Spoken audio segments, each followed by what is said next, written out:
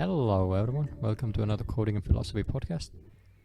I'm Juho. And I am Chiang. Yes. And we just had a really deep, good conversation about the origin of thought. And The origin of not just thought, but consciousness. How does and how I does think that's consciousness emerge into the individual? I think that's something we can continue on. Is just before we turned on the mics, we were discussing on there's the conscious part of your brain, and then there's the talk a bit into the mic. I pull it a bit closer to you. Right, that's good.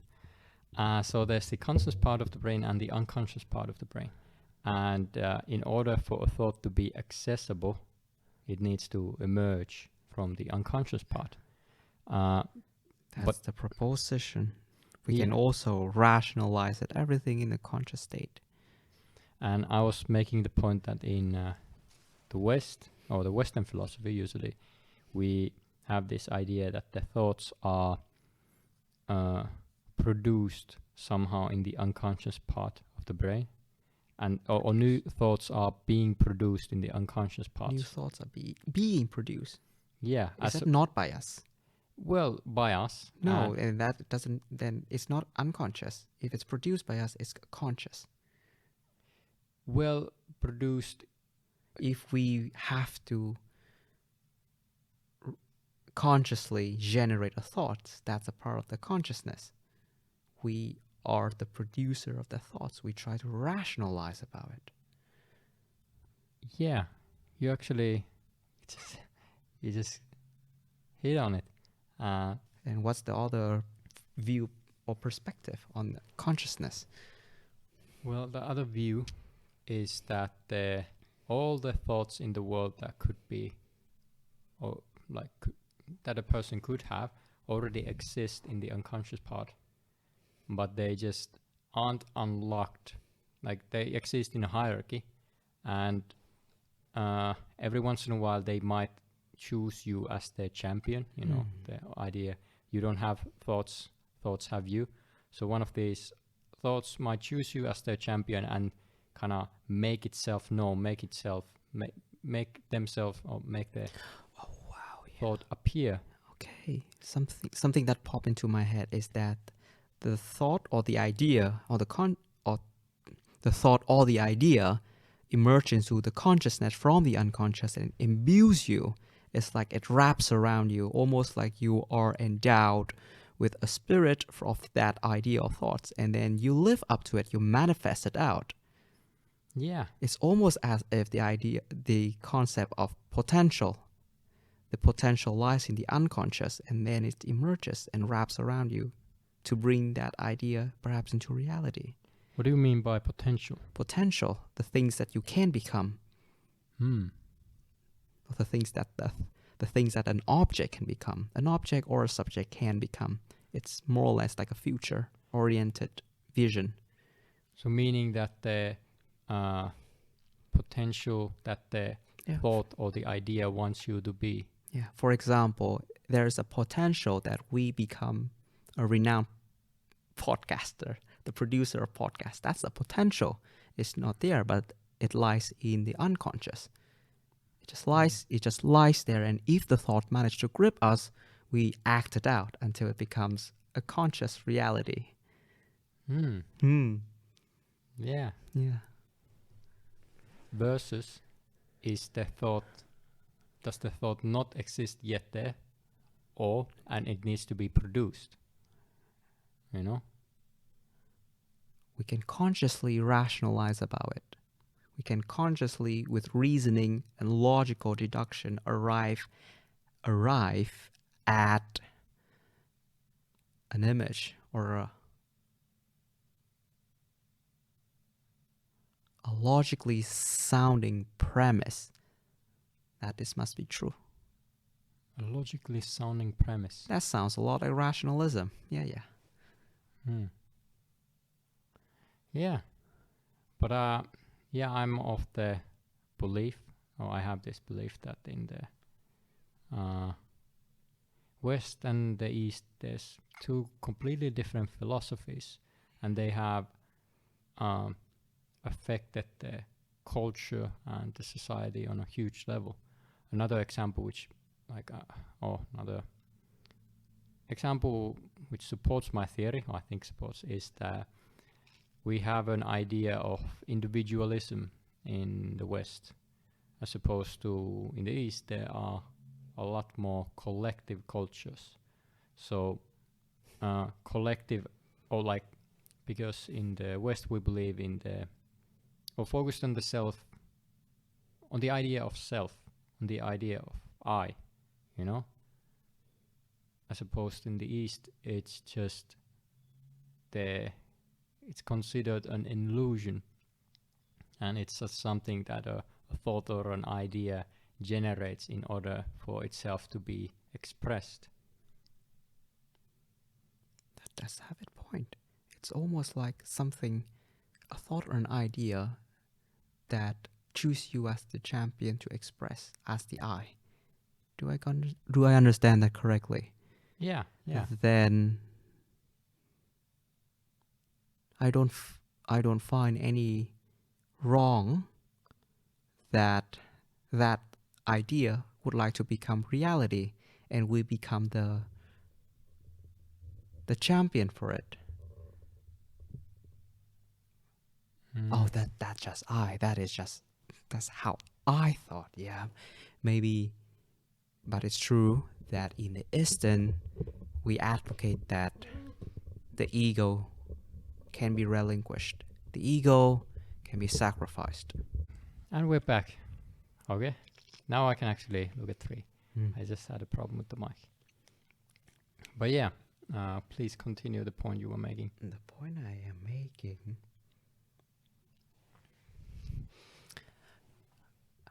in my observation, yes, I have seen that some Eastern school of thoughts advocate that you should relinquish, you should abandon the idea of the ego, because it's just having a grip over you. It makes you want. The concrete example is, you think you like objects. You think you would like a house, a nice car, $1 million in the bank. That's the example of materialistic possession. And also, you would like to have a career, have a good family. It's a part of that ego. It's a part of that ego. That idea has you. And you are, by the school of thought, are invited to abandon that, to strip away all of your identity, because there's none. There is none in identity. Everything of that is just an imposition onto you by external force, including the thought and idea. Actually, the thought and idea has been molded by that external thought, like culture. But I don't see that as it's not a bad thing that there is no ego. It's a good thing, because then any problems you think you have, they don't actually exist, and there's nothing. It's just the way humans operate, is that we build that ego and then we want things or like the ego wants things. It's just the kind of way of nature. I think if you come to think about it, humans evolve because we have consciousness. Well, but every other animal also evolves without consciousness. How about hyper-consciousness? I don't know what you mean. That means we are able to rationalize. We are able to manipulate tools, harness the power of fire, create tool, increase productivity, and orchestrate ourselves in the hunting ground that each person do its own role so that the hunting can be efficient. I don't think that comes from unconsciousness. I think that comes from deliberate thoughts and orchestration. That is uniquely for humanity, for humankind. Well, it comes from being able to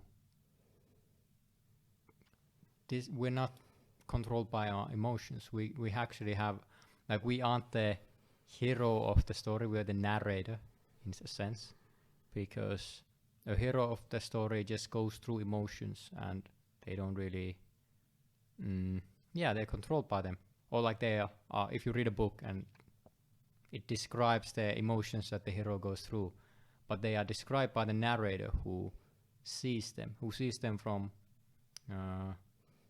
the third, what's it called, the bird's eye view, no, third person eye view, Yeah. person point of view. third person's perspective. Yep. That's the word I'm looking for. But we have all sort of heroic mythology and stories, and we are the narrator and also the protagonist of that heroic story. We are the heroes ourselves. Maybe someone else act as the narrator, but on a high level of analysis, humanity is heroic. Well, the way we understand the world is through stories. Yeah. The way that's the way we try to decipher it. But still, there needs to be an important distinction between, if you just live your life as the hero of a story, then well, you're not really in control of your emotions then. True. Because being in control of your emotions, you have to be in the narrator's perspective or that position, and look at yourself as just a machine being operated in some sense. Whoa. I heard about this person called David Goggins, and he's a guy, a tough guy, tough motherfucker, who channeled his emotion, his suffering emotion, into a powerful drive. So it seems to me that her heroic story. So he accepts the existence of emotion.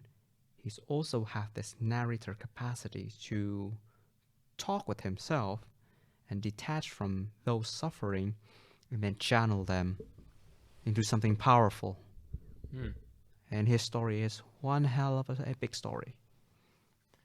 Yeah, and well, that's the good thing about emotions, is that you can always channel them into something productive. For example, even like hatred or anger. Batman? Yeah, That sounds like Batman. exactly. That's what Yeah. he does. Oh. Batman is the one who harnesses his emotion and integrate his shadow. So even though you have these emotions, and we are emotional animals, we're driven by emotions. You can't suppress your emotions, but you can choose how you express them. And that's even in the concept of, there's a concept of muse. Have you heard about it? No, I haven't. So some great artists, let's say they had a love interest which they were never able to get, to do whatever circumstances. Then that love interest became their muse, and they would produce art and make art to kind of woo her, even though she was, impossible to be wooed, because of whatever circumstances. Does that word derive from the word amusement? So amusement is something you would like but you would never get. Amusement think so. park. There's no way. No, a muse is it comes from ancient Greek, I think. So, yeah, it's not only anger and hatred, which can be like there's. But may I propose this idea just pop in my head, is that emotions and drive also emerge from unconsciousness, because we have almost like no conscious thought over it. It seems to me that we can, of course, talk with it, but from the unconscious emerges the feeling of sadness, hatred, anger, happy, ecstatic. But I would say, or the way I would look at it is that they always, the unconscious part produces thoughts, or that's where they emerge. Or And there's- an emotion Yeah, and but drive and motivation. the thoughts are, you can't have an emotion without having a thought. So You You- can't have an emotion without having a thought.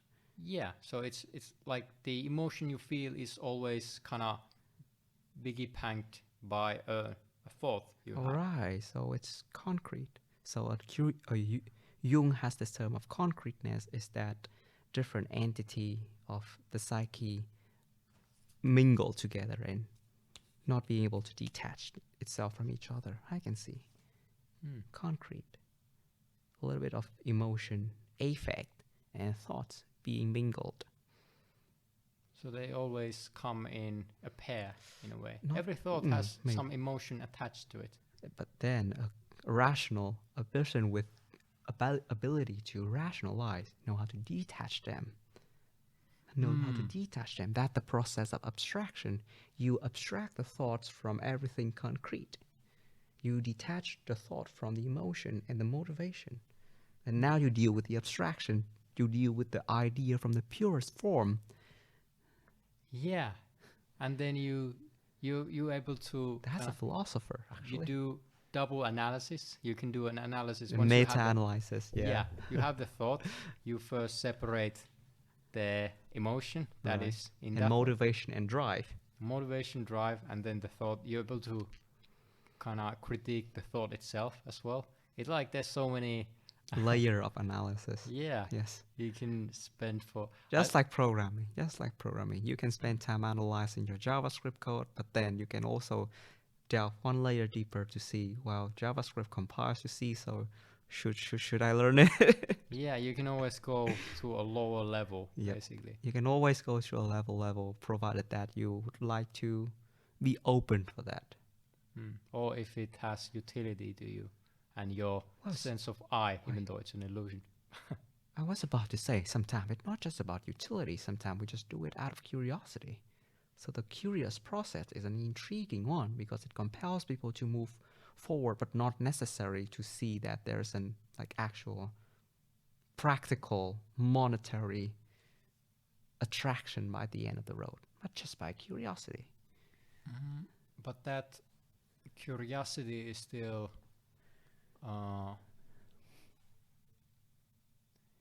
well, when I think about the word utility, Yeah, maybe I mix up with correlate that with the economic utility. yeah, it doesn't always mean economic, but it does mean, I think, you want to things which have utility allows you to use them, right? And use them with people Or object, or objects. because people are not object. Yeah, I suppose. If you have that view, we can stop being friends. Yeah. I don't have that view. Okay. All right. Uh, If any one of you listening to this podcast have the view that people equals object, you can stop listening to us. yeah. Speaking about stopping to listen to us, Oh, I think we have reached our time. yes. Thank you. Halfway. This was a nice episode. I think 3. Thank you for the thoughtful openness to experiences, curious minded, lovely people out there. Likewise. Yeah, I agree. Goodbye, everyone. Goodbye.